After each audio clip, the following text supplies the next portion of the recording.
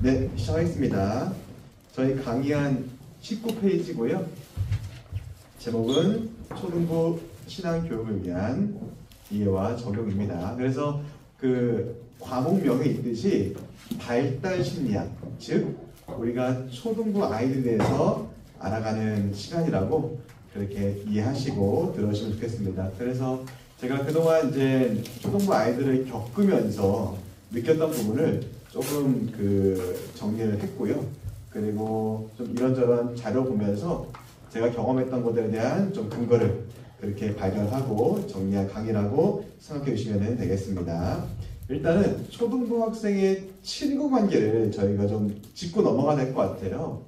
저도 이렇게 아이를 기르다 보니까는 아이들이 어릴 때는 친구 관계가 굉장히 둔하더라고요.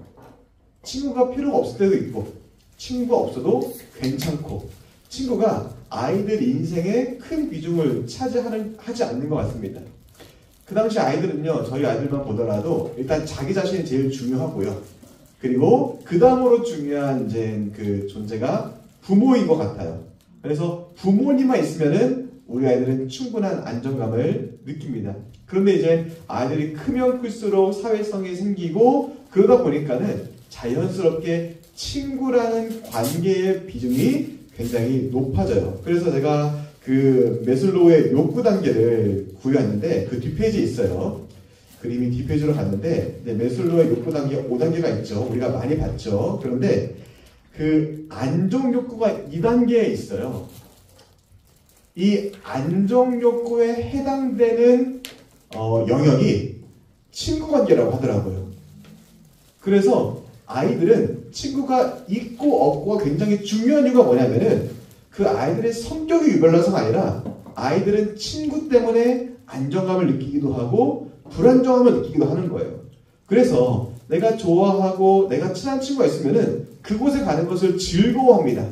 반대로 친구가 없거나 친구 간에 다툼이 있으면은 그 자리에 가는 것을 꺼려합니다.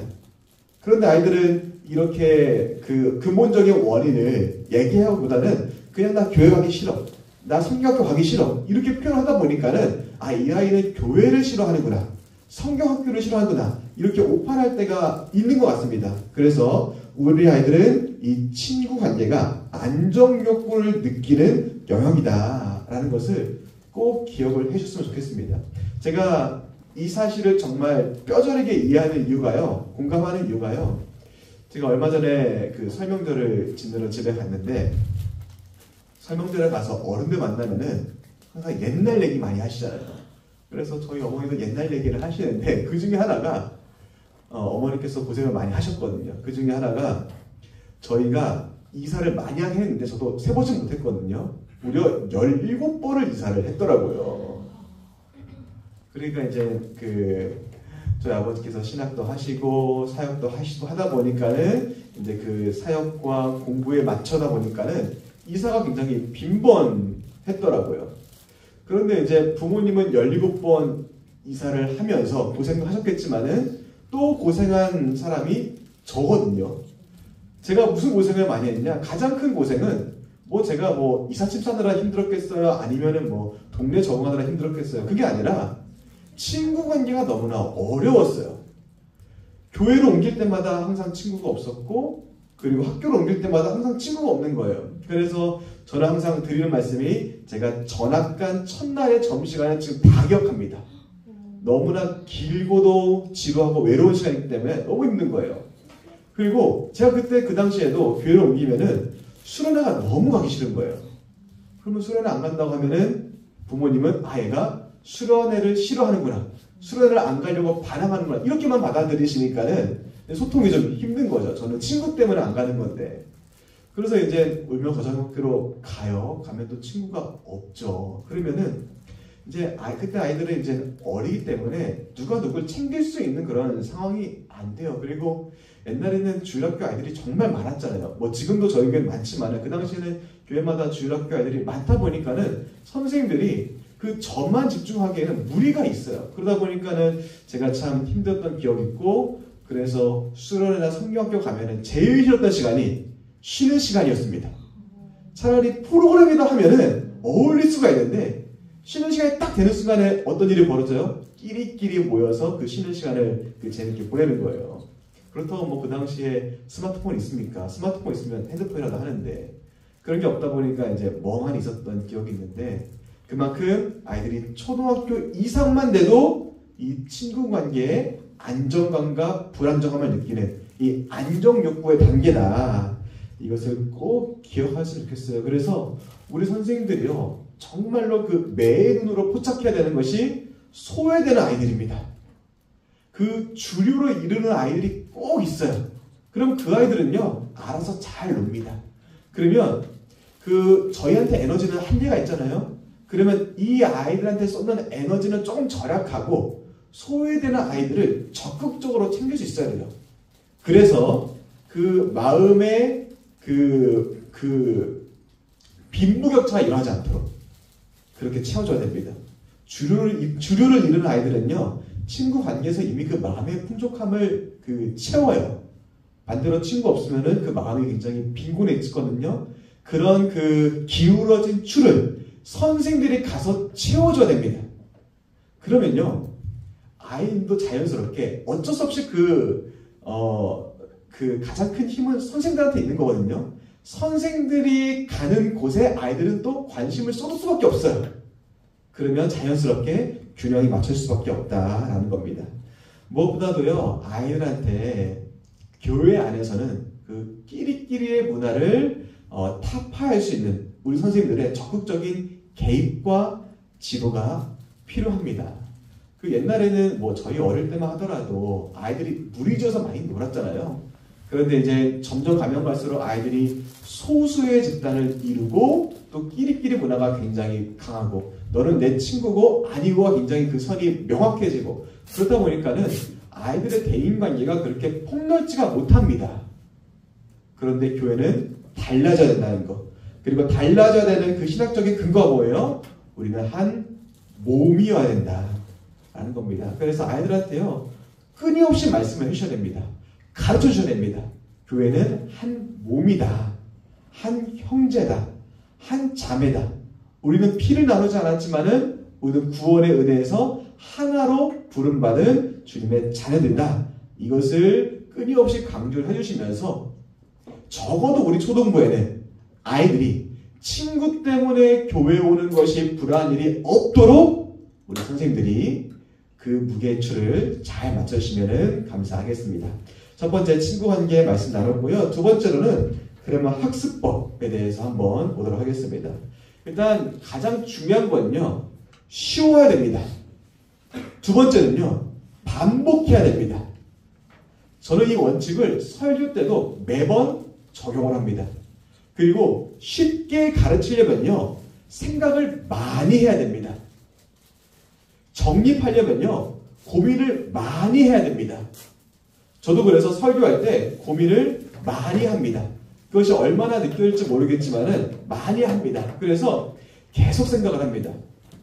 제가 보통 그 설교를 준비하는 시간을요. 배분을 합니다.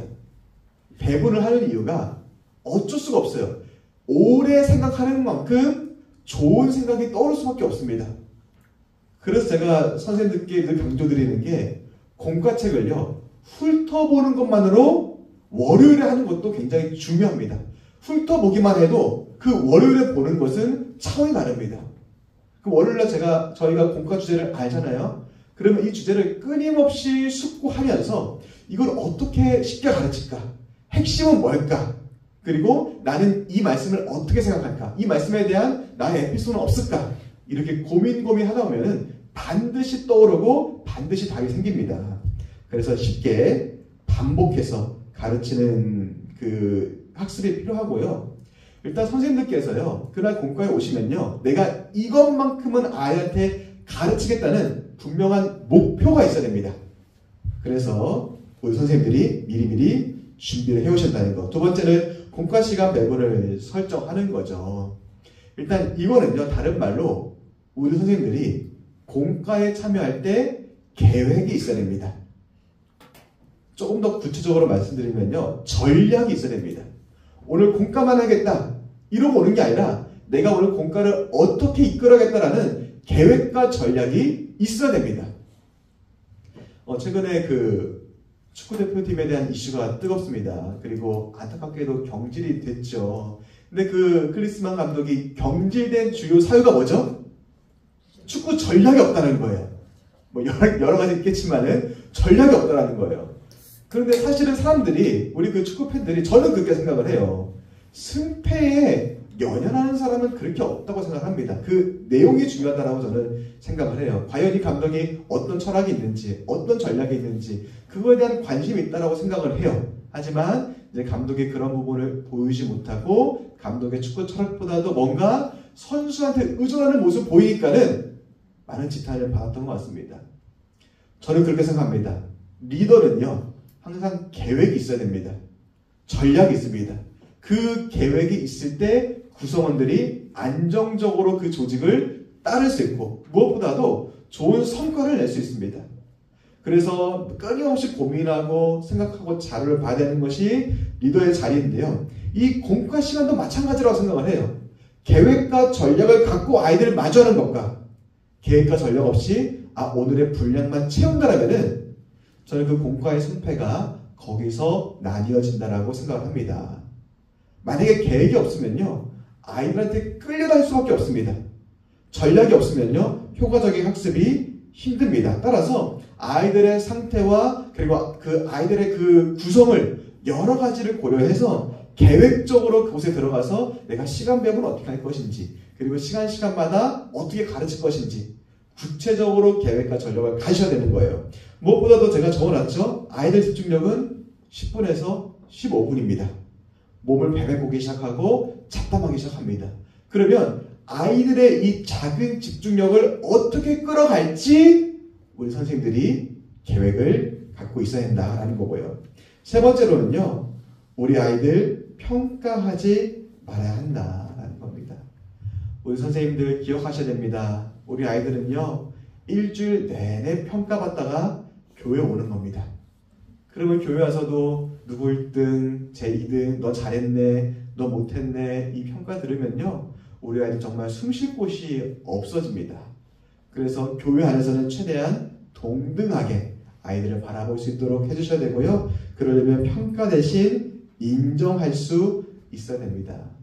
왜 저는 없겠습니까? 누가 좀 더 예뻐 보이고, 누가 좀 더 편하고, 누가 좀 더 잘나 보이는 그런 인간적인 마음이 왜 없겠습니까? 하지만 교회는 달라야 합니다. 교회 교사는 달라야 됩니다. 그래서 평가하고 싶은 마음이 들 수는 있겠지만은 그 표현을 자중하셔야 되고요. 모든 아이들을 동일하게 대하면서 그 아이들의 특색에 맞게 인정할 수 있는 교사의 역량이 필요하다라는 겁니다. 그러려면요, 있는 모습 그대로 사랑할 수 있어야 되고요.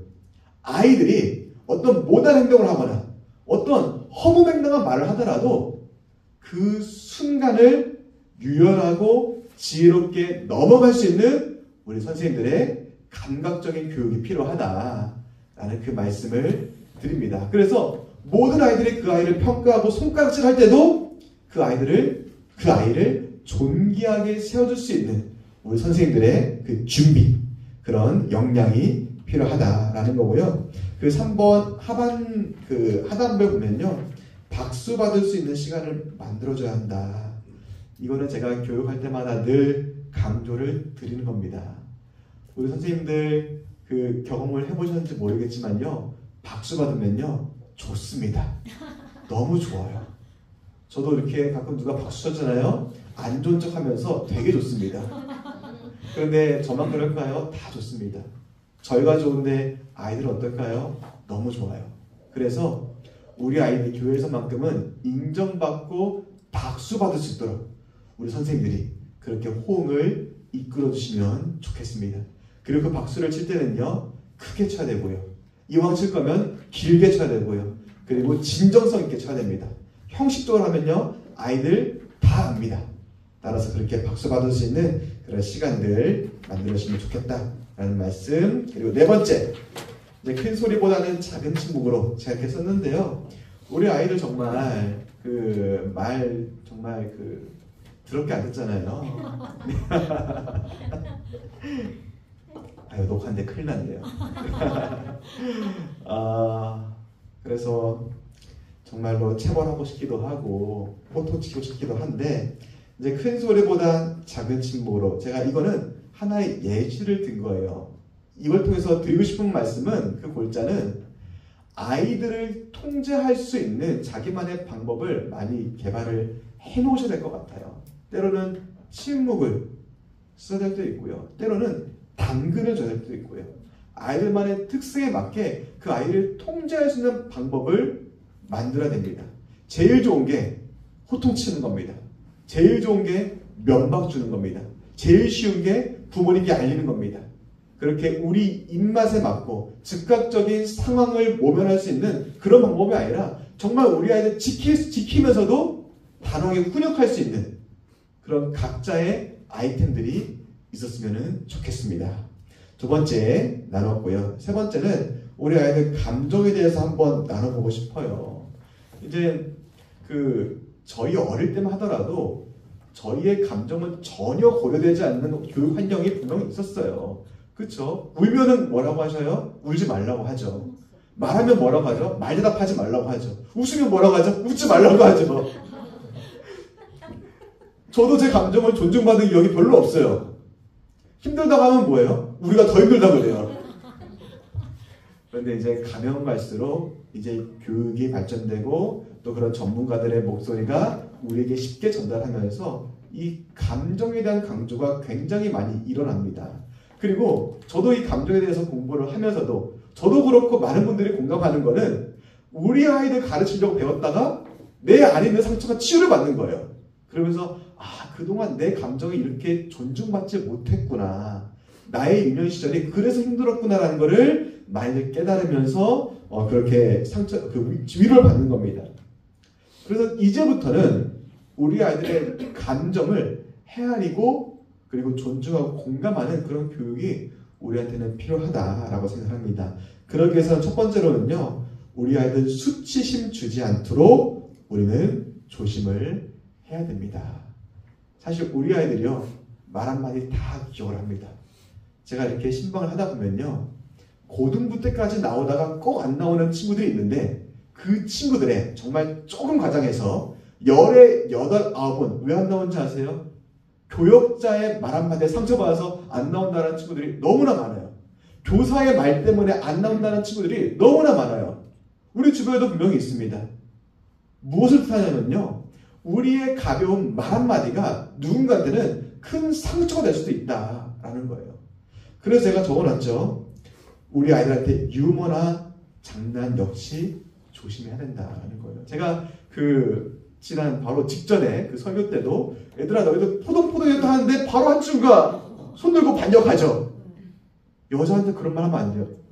아이들 그렇습니다. 근데 그 친구의 말이 맞는 거예요. 제가 실수한 거예요.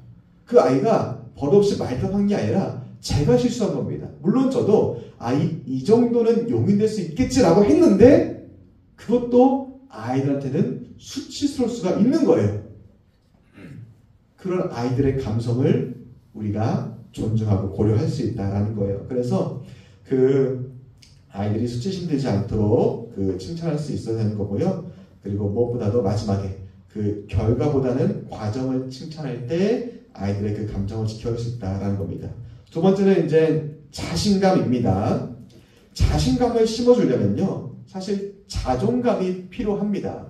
이 자존감은요, 가정 환경도 중요하고요, 또 타고난 초성도 있는 것 같아요. 그래서 굉장히 사랑도 많이 받고 그리고 좀 힘이 넘치는 가정에서 자란 친구들은 이 자존감을 지켜주지 않아도 꼿꼿한 자존감이 있습니다. 반대로 조금 열악한 환경에서 자라거나 좀 억압적인 환경에서 자란 친구들은 이 자존감이 굉장히 낮아요. 그래서 이 자신감을 이제 만들어줘야 되는데, 이러려면요, 우리 아이들에게 저는 책임을 줘야 한다고 생각을 합니다. 정확히 말하면요, 너가 꼭 필요한 존재라는 것을 알려줄 수 있어야 돼요.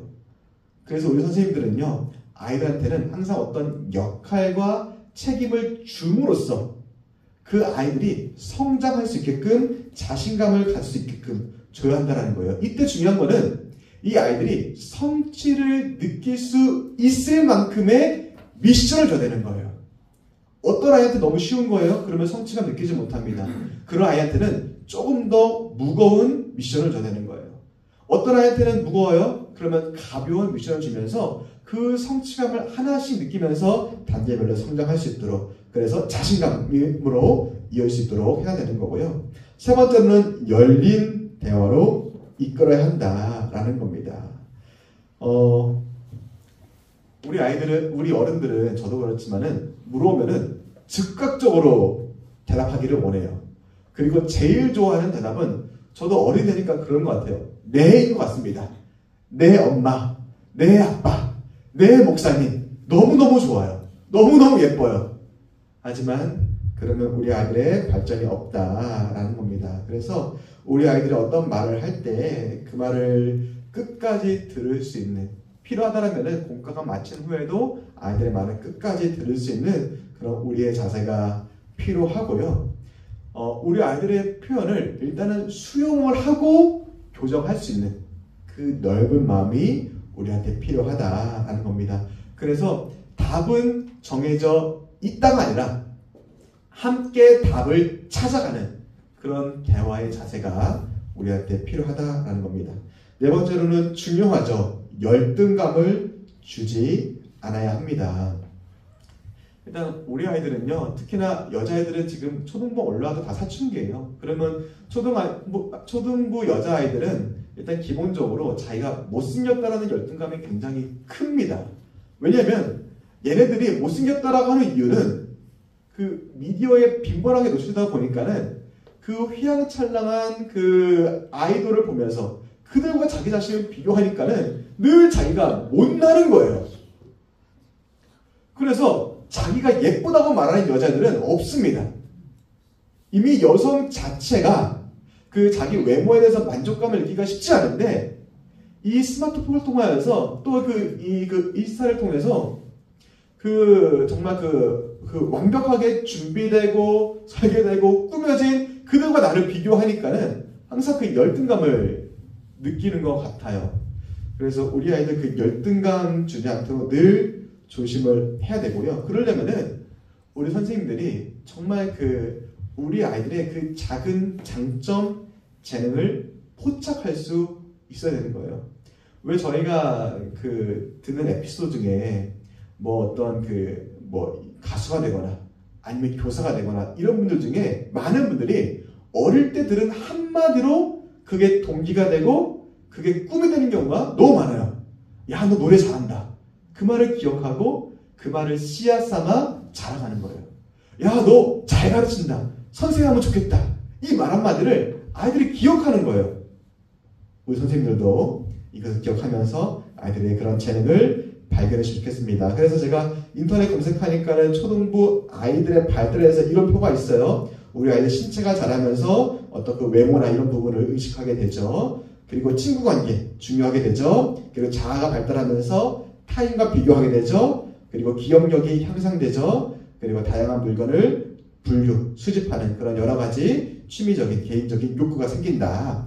이런 초등부 아이들에 대한 이해가 우리 안에 있었으면 좋겠습니다. 마지막으로 우리 아이들과의 그 소통 어떻게 하면 좋은지 한번 보겠습니다. 첫 번째로는요, 서로 알아가는 게 중요합니다. 그래서 우리 아이들에 대해서 알아가는 우리 선생님들이 됐으면 좋겠어요. 제가 그 아이들 어린이집 유치원 보내니까요, 모든 어린이집이 그런 건 아닌데, 모든 유치원이 그런 것도 아니고, 모든 선생님이 그런 것도 아닌데, 개인적으로 생각할 때는 꼼꼼하고 열정 있는 선생님들이 일지를 항상 이렇게 쓰시더라고요. 그래서 저희 아이의 작은 행동 변화도 포착하셔가지고 그걸 일지로 남겨주시고 저한테 공유하시더라고요. 그러니까 그만큼 아이에 대한 이해가 깊어지고 아이의 작은 반응에도 작은 변화도 쉽게 놓치지 않고 적극 반응해 주시는 그런 교육이 가능하거든요. 그래서 우리 아이들 알아가는 그런 선생님들이 됐으면 좋겠고요. 그리고 두 번째로는 소통할 때 중요한 건요, 어떤 대답이든 할 수 있는 입을 열도록 지도하는 게 중요합니다. 그래서 제가 앞에서 말씀드렸죠. 정말 말도 안 되는 소리를 해도 그것이 말이 되게끔 그 분위기를 바꿔주는 것이 우리 선생님들의 책임이자 역량이다라는 거고요. 세 번째는 모두 대답하게 해야 한다라는 겁니다. 제가 써놨지만은 한 사람만 과하게 칭찬하면요, 다른 사람은 주눅 들어서 입을 닫습니다. 아, 저렇게 말을 잘해야 되는구나. 아, 저렇게 정답을 말해야 되는구나. 아, 저렇게 선생님을 기쁘게 하는 말을 해야 되는구나. 이런 압박이 생길 수 있거든요. 그래서 모두 대답할 수 있도록. 그래서 이제 연주잖아요. 그러면 아이들의 특성이 하나씩 파괴되실 거예요. 그러면 아이들마다 각자 다른 목표를 갖고 우리 선생님들이 다가갔으면 좋겠습니다. 그래서 우리 선생님들이요, 올해 이런 아이들의 발달 심리를 잘 기억하시면서 우리 아이들이 올 한해 우리 선생님들을 통해서 건강하게 자랐으면 좋겠습니다. 제가 기도하고 마치겠습니다. 자비로우신 하나님 아버지, 감사합니다. 우리에게 초등부 아이들 맡겨주시니 너무나 감사합니다. 하나님, 우리 선생님들, 우리 아이들 깊이 이해하게 지혜 주시고, 하나님께서 우리에게 모든 것을 다 아시듯이 우리도 우리 아이들을 알아감으로 이해하고 더욱 깊이 사랑할 수 있도록 도와주시옵소서. 우리 아이들, 우리 선생님들 만난 것이 인생의 최고의 축복으로 되게 도와주옵시고, 우리 선생님으로 말미암아 인생의 명확한 신앙과 목표를 품을 수 있도록 도와주시옵소서. 감사드리며 예수님 이름으로 기도합니다. 아멘.